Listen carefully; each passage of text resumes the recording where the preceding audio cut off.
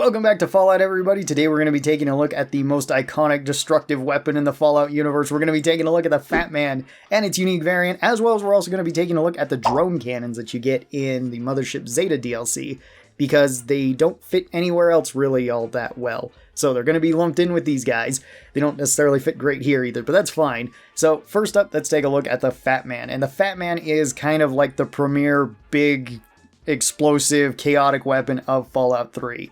It actually just started in Fallout 3, so this is its first appearance in the Fallout game, but it would become an iconic weapon throughout the series. You see it in New Vegas, you see it in 4, you see it in 76, and the Fatman is an immensely devastating weapon. There was an idea at one point in time, shortly after World War II, in the real world, where lobbing nukes from a single man seemed like a potential good idea for an experimental weapon.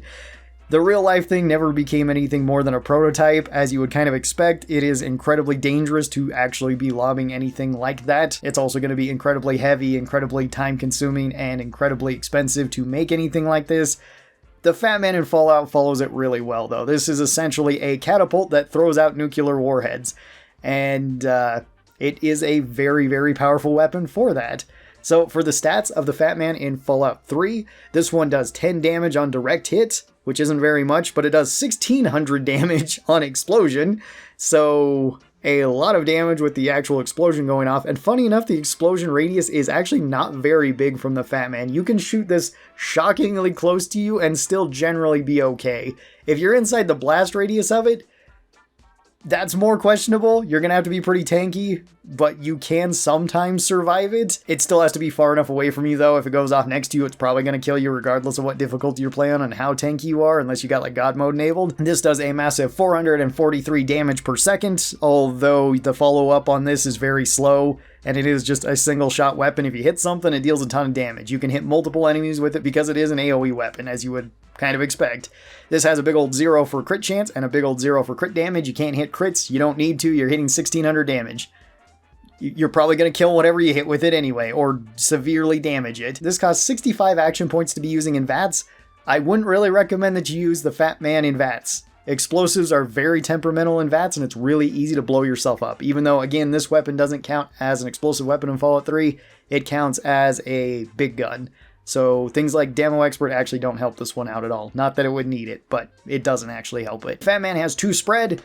Not the biggest deal in the world when you just have to hit close enough to blow something up with a nuke. So, you know, spread is whatever. Holds 1 round in it, as you would kind of expect. This one weighs 30 weight. It is very heavy. Very, very heavy. It's going to be really difficult for you to carry around multiple Fatmen, which is fine because you're likely not going to find a whole lot of Fatmen. There's actually only a few set locations where they spawn. You can buy them at certain vendors. Basically, Rivet City, that's about the only one that you can. Same goes with their ammo. So you're probably not going to be carrying around multiple Fatmen at any given time. And this has 167 shots of item health before it breaks. That's a lot of shots considering you're probably not going to be using up that many nukes, because there's not actually that many nukes in Fallout 3. Now, technically there's an unlimited amount of them because at Rivet City, whenever the shops restock, you can usually buy 1 to 2 of them per every 3 days that the merchants reset. But that's about it. All the other mini nukes, you're just not going to be finding very many of them. There's kind of a limited amount of them in Fallout 3. They're not like the mini nukes in New Vegas or in Fallout 4 where you can actually find a whole lot of them. This is a very limited resource overall. For the general pros of the Fatman, big AoE as you would expect, really high damage. That's the 2 things that this thing really has going for it. Major cons, friendly fire damage. If you hit yourself, you're probably going to die. Very heavy, limited ammo for the most part. Again, you can kind of get as much as you would like, but it's not going to be super fun to wait that long just to get more mini nukes. And it's going to be kind of awkward to be using this indoors. You do need some range for this. You could use it indoors, of course, because the explosion radius, like I said, is not actually as big as you would kind of think, but it's still awkward to be using indoors. So mostly outdoor use and mostly saved for big, strong enemies, which makes it kind of weird to be rating the Fatman, because on one hand, it's very powerful. On the other hand, it's very impractical.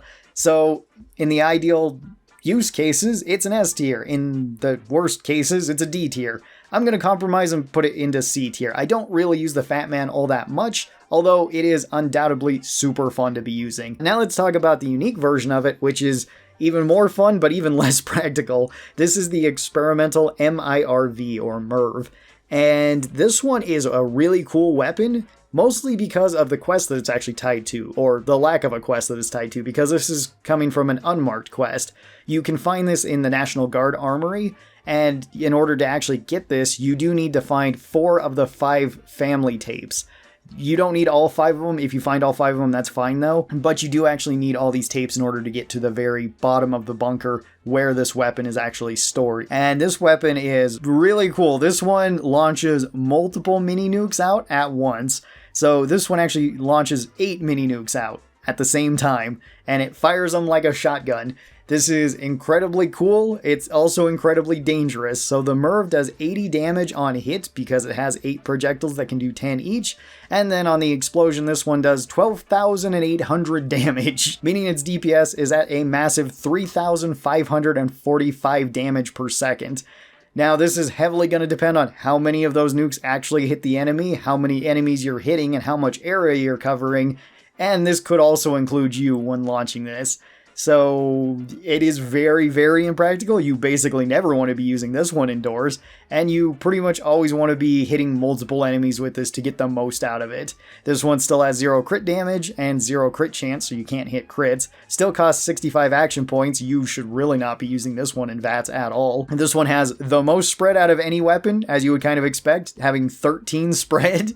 So mini nukes just go everywhere. Holds still 1 round, although it fires out 80 of your mini nukes at the same time, and it will consume those 8 mini nukes at one time. So you're going to be going through your ammo even faster with this one. This one still weighs that massive 30 weight, and this one has about a third of the item health as the regular Fatman, at only 63 shots fired before it breaks. That is 63 trigger pulls of this before it fully breaks, which if you're playing the game normally and just collecting all the mini nukes, you're never going to actually get to that point.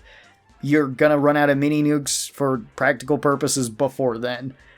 The experimental MIRV is even more insane than the regular Fatman is, which is already an insane weapon. This one is super, super fun though. I love taking it, and one of the funnest things to actually do with this is just launch your corpse. If you jump off of like Tenpenny Tower and fire a bunch of these at the ground, you can usually hit the upper limits of the engine, let's say, when you do that. So it is very fun to do that with. It's not a very practical weapon at all. You're really only going to save it for a few areas. There's not even that many areas in the game where this is going to be all that practical. Like, it's fun to use at the very end when fighting the Enclave. And that's about it. Most other areas, this is way overkill, and there's just not enough enemies to make use of it. So the experimental MIRV, I'm also going to put into C tier. It's very fun, it's very cool, it's not very practical though. Now let's move on to the drone cannons, which are a whole lot more practical, but not nearly as spectacular as the Fatman. So the drone cannon is a weapon that you can get off of the drones in the Mothership Zeta DLC. You can pull this off of them, and this comes in 2 different options, where you have the regular one and the drone XEB, which I'm assuming means like experimental beta or something like that. I don't know actually what that means. For stats, the drone cannon does 40 damage on direct hit, which is pretty good, 100 damage from the explosion, although sometimes the explosion is a bit weird with these, because sometimes it just gets eaten and doesn't actually go off. I don't know why that is. It works for both of these, and it just seems random as to when it happens. The orb itself, when the drone cannon fires it, also tends to bounce, and the regular drone cannon actually does have a limited lifetime on the ball itself, so you can't be using this at very long range. It has to be used at close range. This one does 467 damage per second. The damage per second is probably less than that, though, because the reload time or the charge up time is a little bit worse than that, so it's not the most practical for the DPS, or I feel like DPS is overestimated in this. This has a 1x crit chance though, so it can hit crits, and this does 50 crit damage, which is really nice.